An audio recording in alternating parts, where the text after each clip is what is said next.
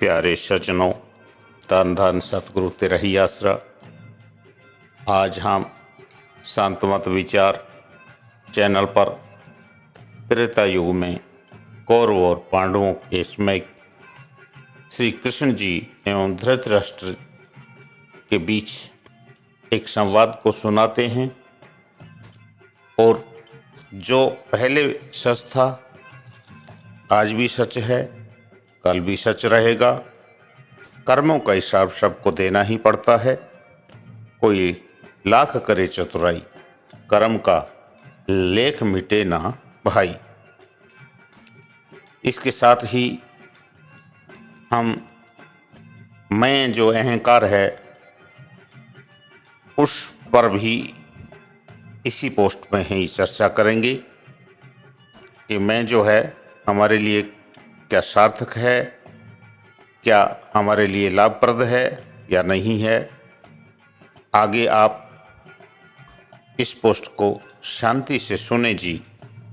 श्री कृष्ण जी ने धृतराष्ट्र से कहा, हे धृतराष्ट्र, आप आज से 100 वर्ष पूर्व सम्राट हुआ करते थे।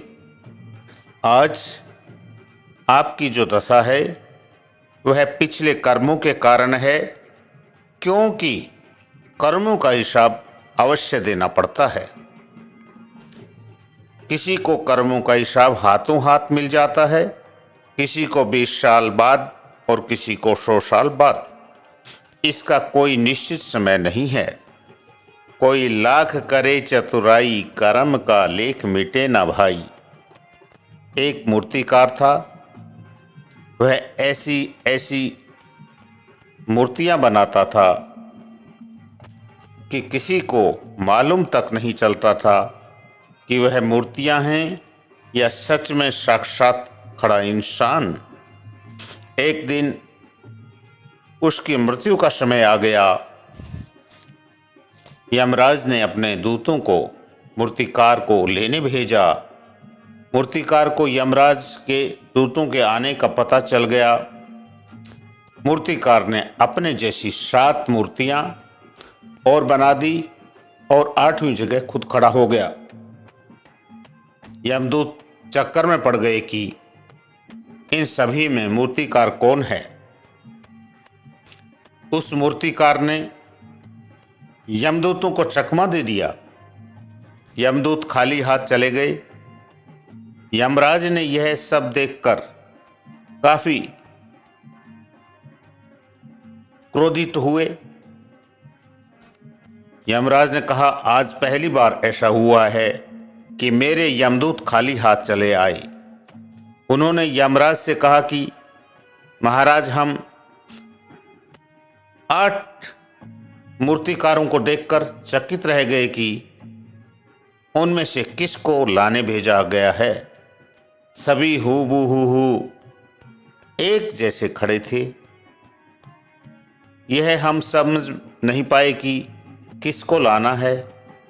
तब यमराज कड़क कर बोले, चलो मैं चलता हूं। यमराज यमदूतों के साथ उस समय मूर्तिकार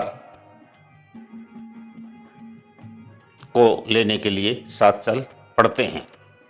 जब यमराज की अपनी फौज के साथ मूर्तिकार के घर पहुंचते हैं और देखते हैं कि मूर्तिकार फिर से उसी मूर्तियों के पास खड़ा हो जाता है। यह सब देखकर यमराज भी एक बार तो चक्कर में पड़ जाते हैं। तब यमराज को एक युक्ति, एक विधि याद आई और जोर से बोलने लगे कि ऐसा कौन सा मूर्तिकार है, ऐसी सुंदर मूर्तियां जिसने बनाई हैं। मेरा मन करता है उसको इनाम दूं। यह सुनकर एक मूर्ति में से आवाज आती है, जी सरकार, मैं हूं, मैंने ही तो ऐसी सुंदर सुंदर मूर्तियां बनाई हैं। यह आवाज सुनकर फौरन यमदूत उसको झट से पकड़ लेते हैं। इंसान चाहे जितनी चालाकी व चतुराई कर ले, लेकिन मैं उसको ले डूबती है। मैं यानी अहंकार जीवन में बहुत ही घातक है, खतरनाक है। ये बड़े बड़े राजा महाराजा, ऋषि मुनियों, पीर पैगंबरों को भी खा गया। इसलिए अहंकार कभी नहीं करना चाहिए। तो ऊपर जो हमने अभी तक चर्चा की है, कर्मों का हिसाब देना ही पड़ेगा, कहीं भी कोई शंका नहीं है। राजा हो, गरीब हो, अमीर हो, जैसा भी हो, सबको अपने कर्मों का हिसाब देना ही पड़ेगा। और मैं एक दिन इंसान को ले डूबती है।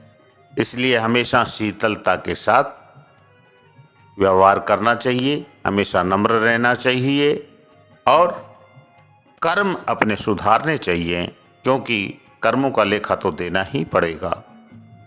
धन धन सतगुरु तेरा ही आसरा।